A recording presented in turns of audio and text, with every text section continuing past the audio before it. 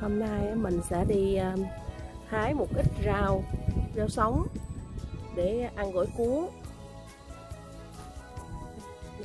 cho mấy bạn coi nha. Zucchini là chắc mướp của Tây á, nó ra bông cái á, thì nó lại bị chết hết trơn à. Thành ra là nếu mà mấy bạn nào biết á, chỉ mình dùng để mình biết cách để mình trồng. Cái ra bông cái nhiều lắm là bị rụng hết trơn, bị vàng hết trơn rồi.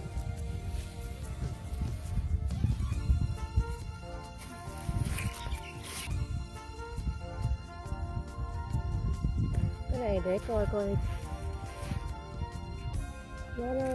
nó sẽ là đậu hay không.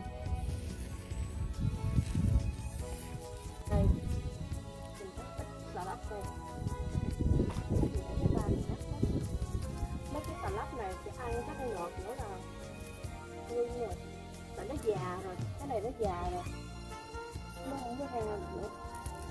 Mình tính để cho nó ra hột để mình trồng. Tại mình thích cái loại xà lách này.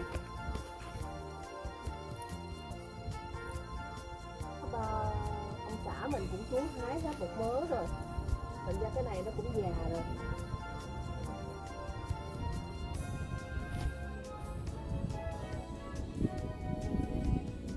Mình bên đây nó cũng có một thùng nữa nè.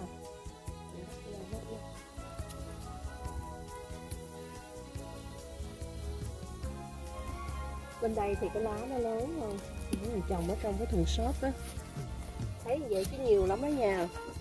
Quá trời á, chắc đủ ăn rồi.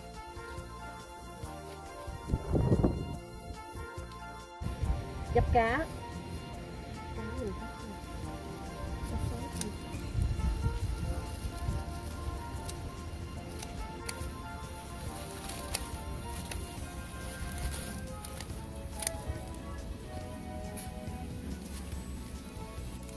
Nhiều quá trời, nó lên nhiều quá.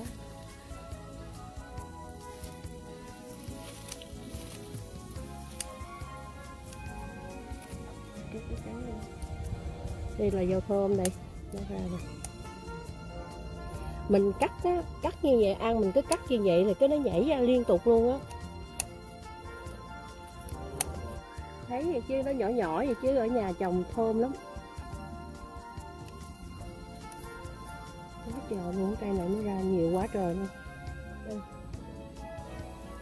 Đây là dao dăm nè. Dao dăm cái này nó cũng lớn quá trời. Thấy mình cắt vậy chứ ăn không có hết đâu. Giữa ra bột rau, bột rổ bự lắm. Quá trời lá lốt của mình nè. Lá lốt bên này bữa nay nó ra, bắt đầu nó ra nè. Nó bò lên trên luôn đó. Đó. Cái ớt bắt đầu nó ra trái nè. Trái ớt này cay lắm, nó giống ớt. Tại vì nó nằm ở trong đây nó nhiều lắm. Trời mà có nắng á, nắng càng mà gắt á thì trái nó sẽ ra nhiều lắm. Bên đây cũng vậy nè, lạ lắm, trái xanh nhiều ghê á.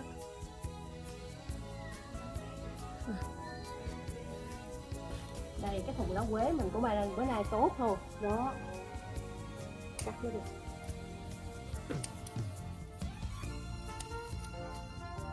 Đây nè con.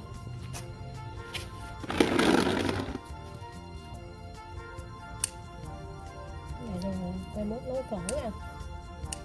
Mình cắt đợt này cái đợt sau là nó ra cái lá nó to hơn á, cái mình nấu phở.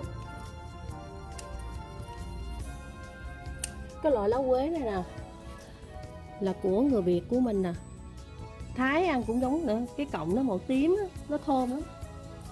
Còn lá quế của Tây á, thì nó ăn nó không có thơm bằng. Mình qua hái tí tô đi con. Đây là quay xuống. Cái tô tự nhiên nó mọc cái cây dâu nhờ ở đây bự quá trời, nó che hết cái tô.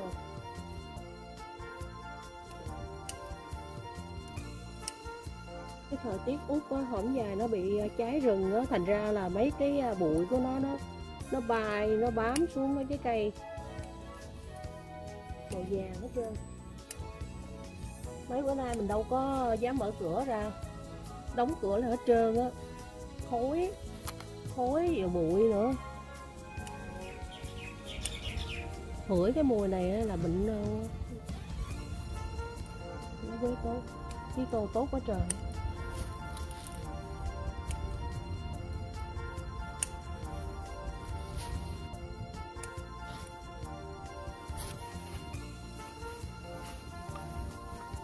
Dỗ rau quá trời luôn á.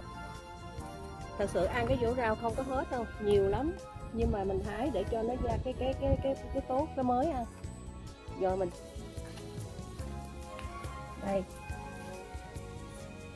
đây đậu que của mình nè. Trời ơi, cái trái nào trên đấy hôm bữa mình ăn hết một lần rồi. Trái, coi cái trái nó dài như vậy nè, nó thòng xuống như vậy nè, nó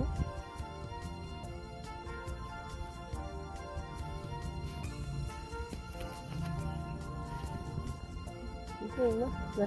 Trời, nó dính dưới đất đó. Cái đây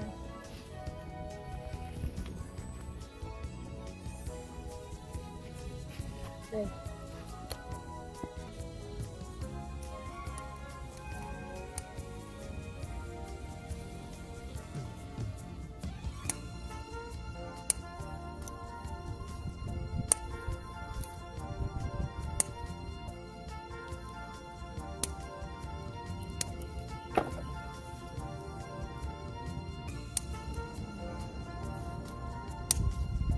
đậu mà mình trồng ở nhà như vậy nè, mình vừa hái lên xong á mình xào nó ngon lắm. Đây nè, đậu nè, tươi quá trời. Cái trái này nè, dài quá trời luôn. Để mình cắt thêm một ít nữa. Ở đây là cây hũ hoa nè. Hồi tuần rồi á, nó nhỏ xíu à. Bây giờ á là nó bự lên rồi. Nó có trái rồi đó. Bây giờ nó có trái, mấy cái trái mà giống như nhỏ nhiều lắm kìa. Nó mọc quá trời luôn. Chắc hơn 10 trái á. Nó nằm ở phía trong, ở phía trong gốc này. Nếu mà nó nắng mà nó nóng như vậy á, là mấy cái trái, mấy cây mình trồng mấy cái cây nó mau ra trái lắm. Ở đây là cây cà tím nè, ở đây nó có trái rồi, nó có trái rồi. Trên đây nè, đây cũng có trái rồi, có bông có trái đó, bông đó. Mấy cái này là nó mình muốn nó thành trái rồi. Còn ở đây là cây chanh. Cây chanh này nó cũng còn nhỏ rồi. Ở đây tỏi nè, cái luống này là mình mới trồng nè. Luống này là mới, bây giờ nó mới trồng được có một tuần thôi là nó lên cao vậy đó. Còn bây giờ á, cái này là luống cũ. Bây giờ hôm nay á mình đào đó, con nó cái củ nó to. Bây giờ nó héo hết trơn rồi. Nè. Nó héo đó, để mình trồng cái khác.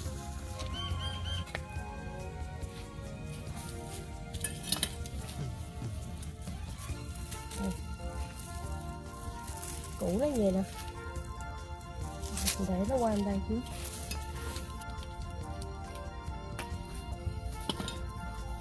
Củ này để nhỏ hơn. Mấy củ trong này chắc nó lớn lắm mà ta. Củ hành tím lẫn lộn á.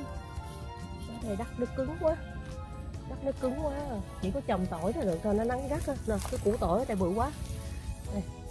Tỏi này là tỏi tím ấy nha mấy bạn. Bự quá, củ này bự quá. Tỏi ở nhà mình trồng á, mình ăn á, mình để mấy tháng luôn á, nó không có bị hư. Tỏi cũng dễ trồng lắm. Mình ăn xong cái mình khi mình ăn tỏi mình mua ở ngoài á, nhiều ăn không hết á, nó lên mấy cái mầm nhỏ nhỏ á.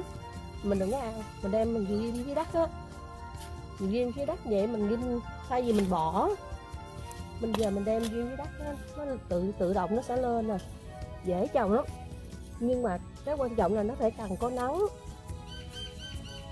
Hôm bữa mình trồng á là tự nhiên cái thời tiết nó còn lạnh quá, thành ra nó không lên bự á, chứ thường á là cái củ nó to lắm.